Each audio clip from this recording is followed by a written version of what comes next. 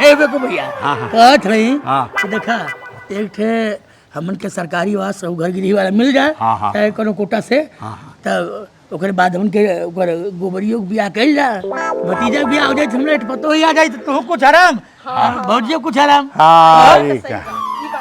हाँ बेटा तो जा जा जा का भइले ई जब देखा मोहे पावत का बोल बेटा का भैया का बोल दुनिया के लड़का के उनके शादी हो गई उ चार गो गोदी में लड़का खिलाता था हमार कब शादी हुई अरे बाबू घबरो मत तोरो केचू ढेचू होई है तोरो मेहरारू आई लकड़ी पे चल जब तब होई अरे नहीं नहीं देख हमारे तोर भी हमें बात करता नहीं देख एक घर बा परिवार बढ़ जाई और सरकारी आवास आज मिल जाए हमके कोनो चाहे कोनो मुख्यमंत्री कोटा से मिल जाता है इंदिरा आवास चाहे वो प्रधानी कोटा कोनो मिल जाए मिल जाए ना ओकरे बाद समझ ले कि घर और हो जाई तब बियाह कर जाई आवो तेरे सो हां लेकिन कहिया ये कुछ पता नहीं बा गांव में आवे वाला रहले आज तक शुक्रवार के एकदम गरीब ये ना सबके एकदम गरीब बने ऐसा गरीब लगे ना लगे चाहे कि हमन के कभी जिंदगी में खैले नहीं बाटे एकदम दलित रहे चाहिए अरे रे चिंता मत करी भारी बन जाई हां आई भैया नौटंकी करे तोरे ऊपर बा हम विकलांग बन जाए हां तू विकलांग बन जाए आ नहीं खेलो कथा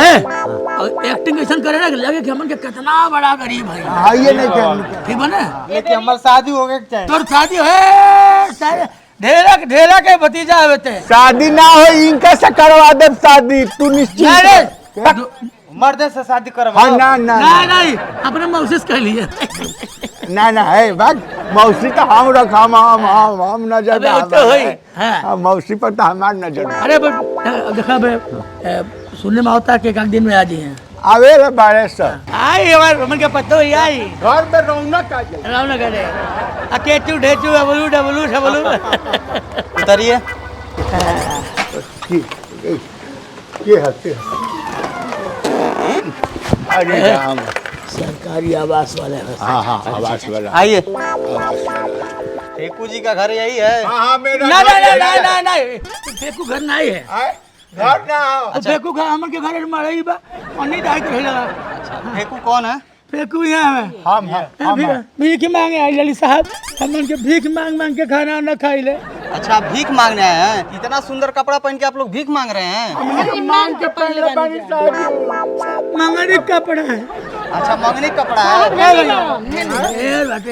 अंधे हैं काई ये समझ लो जब ये पैदा भइल है तो 4 महीना पहले से विकलांग हो गए आखिर से अच्छा पेटे में में तो का ये साहब जी अरे यार ये क्या कर रहे हो जी बहुत गरीब आदमी है के साहब दिख रहा तुम गरीब दिख रहे हो कम से कम 20 साल खैले हो गए हमनी के देखा है पटा वैसे गैस ऐसा गैस होत है साहब हम के बैठल मुश्किल बा लेकिन मजबूरी बाटे का करब साहब हमन के देखल हम आउ गरीब हमार दादा गरीब हमार परदादा गरीब हमार करदादा गरीब हमार दादा गरीब वो करे साथ तक जाए साहब ऐसा नहीं कि हमन के नया नया गरीब पहली है हमन के खानदानी गरीब ऐसा है अच्छा पीढ़ी दर पीढ़ी गरीबी चला था साहब बहुत गरीब है साहब हमन के आपके घर में कार है मोटरसाइकिल नहीं साहब साइकिल नहीं साहब अच्छा तो आप लोग साधन से आते जाते हैं अरे साहब साधन खातिर पैसा नहीं बस अरे साधन के का कही हमरा बियाह में अपना बियाह में हमरा जाए के रहे बाराते में दूल्हा बन के निकल तो गई जात पैदल जात जब हमार गोबरिया पैदा होके 4 महीना के हो गई तब जाके हम मंडप में साहब हमन के कितना अरे यार बाबूजी हमारा खाती लमचू से लेके आए लाना हम छोटा रहे अच्छा ए बाबू उठाइए इनको उठाइए बाबूजी क्या बताइए 2016 के सिलेंडर हमारे घर में अब हम तक इसे नया पड़ल बा 2016 से काहे पड़ल बा माचिस नहीं पैसा नहीं है माचिस खरीदने भर के इतना गरीब है अरे अरे यार चुप हो जाओ। भूख लाल हवा पी लो तो पहले हवा पी लो। अब इतना गरीब है साहब, इतना गरीब हम मन के बाबू जी मर रहे। अल्लाह करीब है, ऐसे नदी किनारे छोड़ दहली पाता पर धई के लकड़ी के पैसा नहीं रहल, पता बाप धई के फिर हमन के जराऊ नहीं पड़ी कुछ कहा है काहे नहीं रहल साहब। पूरा पागल बन, खानदानी गरीब साहब, पूरा खानदानी गरीब बा। साहब खानदानी गरीब। विकलांग वाला पैसा आवेला हमरे भैया के काने से लौका लगा है। कान से लौकेला कान से नहीं लौकेला, आँख से नहीं लौकेला तो कान से कौन है ना। आप दोनों जानी के शादी हो गई बा? हमन के शादी हो गई इनको साहब, एक और शादी का बताई साहब, वो गरीबी के नाते कोनो लड़की से बियाह नहीं कर पाती, कोई साड़ी देख पड़ी, झुमका देख पड़ी साहब। एक किन्नर से बियाह तय भेल बा, बाबू बियाह किन्नर से गला रसलिया से करे के पड़ी साहब, किन्नर से रसभरिया से करे के पड़ी साहब। का करी पैसा भी ना साहब हौसला मिल जाए ना, अवसर मिल जाए ना अवसर मिल जाए हौसला मिल जाए ना साहब। साहब, अवसर मिल जाए ना। आवास हाँ साहब, कैसन आवास? साहब इंदिरा आवास अरे सरकारी आवास बनावे। हम आवास वाला ना है। अरे चेकिंग अधिकारी है ना। ना हम आइल रहनी तारे लड़का के बियाह खातिर, तो लो अपने मुंह में अपन सब पोल खोल देला लो। अब बियाह होई तोरे घरे में आई नहीं कबो, अपने लड़की के काट के फेंक दे, लेकिन कबो ये घर में बियाह नहीं करो। भैया के नंबर है। हम लोग जमीन रखता है। अरे चलो चलो, अरे हटो यार, मर जाए मेरा भी खाती मर जाए यार। साहब भिखारी का। भैया अरे हटी हटी, अरे हटी यार।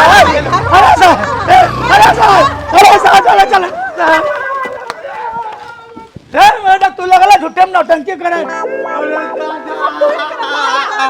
साले करब जरूर साले मोर सर के करब सर के करब जरूर। अब घंटा तू करा ले कुकुर से गए पर यार। चला भैया जा।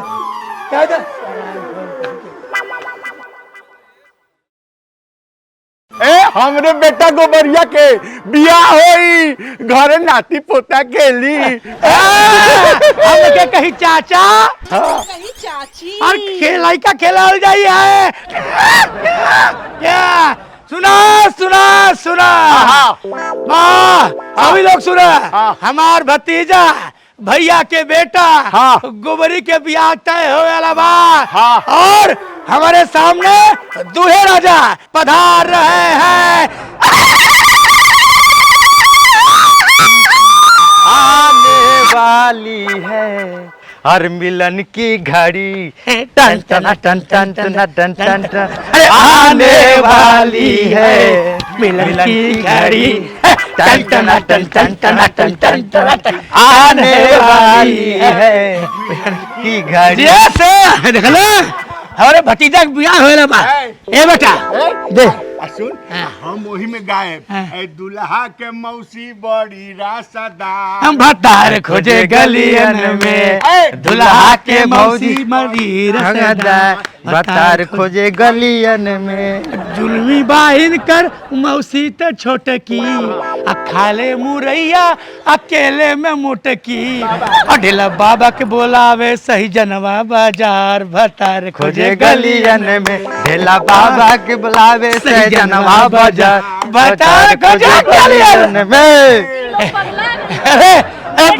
और क्या सुना? अब मजा आ जाई बाराती जब चल जाई है, मारा भी बंटी बकरी नागिन वाला देख। ए भैया ऐसा करम पर देखो आवेला बाटे, एकदम गरीबी ना रहो एक बार। सब बड़ा बड़ा बात फेंकी, अमीर वाला बात फेंकी लगे चाहिए। हमन के अमीर खानदानी है मेरे, और राजा करे ऐसे मत रखा। कैसे? हाथ ऐसे करो, ऐसे ऐसे रे लागता कि हाथ टूटल बा ऐसे। राजा खान चले बार, ठीक है। अबे वो तो है तो तू लोग किनारे हो जा, ठीक है? ठीक है, तो स्टाइल मार कर, ठीक है? गरीबी वाली बात क्यों नहीं करी? अमीर वाला लागत है लेकिन अमीर अरे तू लगातार खानदानी है। हे भगवान, आपके भी आते हो जा, हे भगवान। बाबू एकदम मैंने हम के एकदम रजवाड़ा फैमिली से लागत है। कौआ के बलि चाहे भगवान। जय भगवान, जी प्रणाम प्रणाम प्रणाम प्रणाम। प्रणाम प्रणाम। हाँ, कैसे हैं आप लोग? फेकू जी का घर यही है हाँ, क्या? फेंकू बिगन ढेला ढकेलू। ई अपने मकान का? अरे मकान नहीं, ये हमन के रहल जब भैंस पाले खातिर रखले बाटी। भैंस पालने के लिए रखा हूँ, लेकिन यहाँ कभी कभी हम लोग आते हैं ऐसे। मकान हम लोग जो है रहते हैं व्हाइट हाउस में। अच्छा। और कभी रखते हैं, हम लोग रहते हैं लाल किला में। हम लोग का जो बेडरूम है लाल किला में है। अच्छा, खानदानी आप लोग रईस है क्या? खानदानी है। अरे हम बानी तब अंबानी। अरे हमन के खेत बा, हेलीकॉप्टर से डक डक डक डक डक डक डक डक ऐसे ताकल जाला कहाँ बा। और हमन के घर इतना बड़ा बना, एक बेडरूम से दूसरे बेडरूम में जाए खातिर एकदम कार से जाए गेला। हम कार से जाते इतना हैं। बड़ा बिल्डिंग बनाए हो? भैया का बाथरूम इतना बड़ा बा, वो समझ ले कि वहीं में ट्रेन खड़ा हो जाले। ये 3 राजधानी एक्सप्रेस सरकार उसमें खड़ी करती है। हाँ देख, कि दुबई से मंगाओ, लेकिन नौका झाड़ू पोछा कर दुबई से है। पाकिस्तान का। रख ले बानी है। और ट्रम्प आवेले भौजी के गोर दबावे खातिर। ट्रम्प आते पैर दबाने के लिए? और क्या मर्द। उनको एक ही पैर दबाने का मौका हम लोग देते हैं, कहते हैं कि फिर दूसरे देश वाले कहाँ जाए। दूसरे धाम को भेज दो जरा। अब ये बताइए, हमारी भतीजा वा गोबरिया जब हगेला ना, तब बड़े बड़े लोग ऐसा हाथ अजूरी रोपले है ना। काहे? सोना हकता है। सोना आता है। सुना मैंने हाई लइका बस सोना हो गेला। और का है जो युद्ध चलता है ईरान वाला ना। हाँ। युद्ध के बाद हमारे भैया जब मुते जाले ना, हाँ। तब बड़े बड़े देश ऐसे बल्टी डिब्बा ले खड़ा रहले पाइप में। काहे खातिर? पेट्रोल मुतते हैं। पेट्रोल मुझते हैं। पूरा समझ ले कि पूरा विश्व में पेट्रोल यही कंट्रोल करते हैं? यही है मारे पेट्रोल। हवाई जहाज से लेके सब ढिबरी जलाने तक का पूरा पेट्रोल हमारे- पूरा पेट्रोल। समझ ले कि खानदानी है, बताइए बड़े बड़े राजा जा रहले ना, हमन के यहाँ दरबार ऐसे करता है, दरबार करता है। हमरे के यहाँ समझ ले कि 2,000 के नोटे की खेती हुए।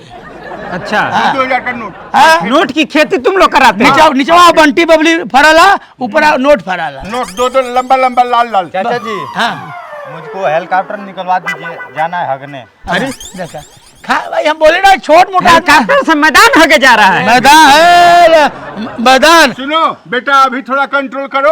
अभी जो कुटुंब लोग आए हैं ही और समझ ला कि ब्लैक कोबरा संड से पिछवाड़ा धोवाला। अच्छा, आप मन यानी पूछता ही नहीं, आप अरे, लोग ऐसी हैं? इतना बढ़िया चीज किसी प्रकार की कोई कमी नहीं है? कमी इतना बढ़िया। हमारे भतीजा पादे तो बड़ी बड़ी कंपनी पैक कर लेलिन, ओके सेंट बना लोग। एक बार में 1000 सिलेंडर उससे निकलता है। हाँ खानदान ऐसा है, एक काम करो। हाँ हाँ सुने ला, तब बियाह पक्का बा, लड़का कोनो कमी नहीं। ए बेटा कौन गाना सुना? सिंगर है, समझ ले बहुत बड़ा सिंगर, बहुत अच्छा शौकिया गाता है। हमारा भतीजा इतना बढ़िया गाना गावला। समझ ले कि इनका जैसे मिठास कोयल बोले ए बेटा गा सुना दे। अब हाल का कहीं पिया बाबू। अरे हाल का कोई पियावा के हाँ, बिना चलुए इंजन हाकता। नया नया ड्राइवर है, हरन में धई धई चलता। नया नया ड्राइवर बा, हरन में धई धई हरन में धई धई दौड़ता। ए, हो गया, चुप कर, चुप।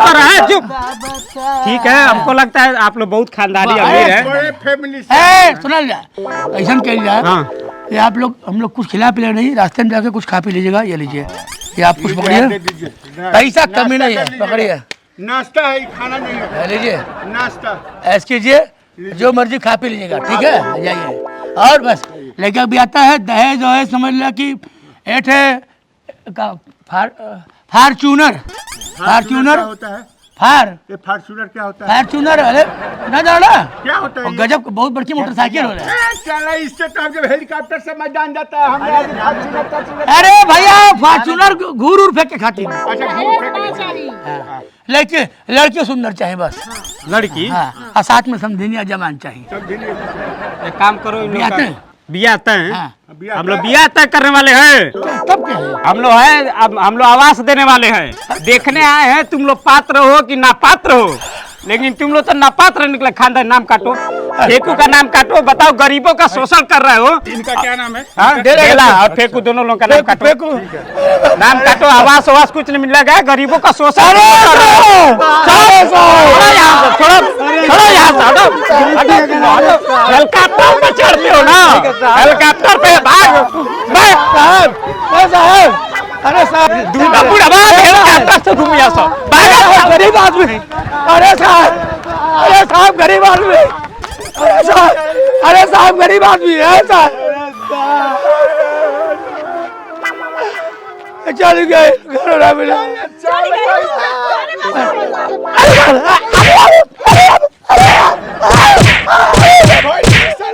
गवर्नर सर तोरे चलते साले ना आवाज से मिले ना बिया हुए भाई। ये तो ना ले फेंकलन बियाहो काट दिया ना वसो ले लिया। साहब अरे दादा हम बिना बियाह के कैसे राम रे दादा हम मर जाए मारा। अब घंटा भी आना है।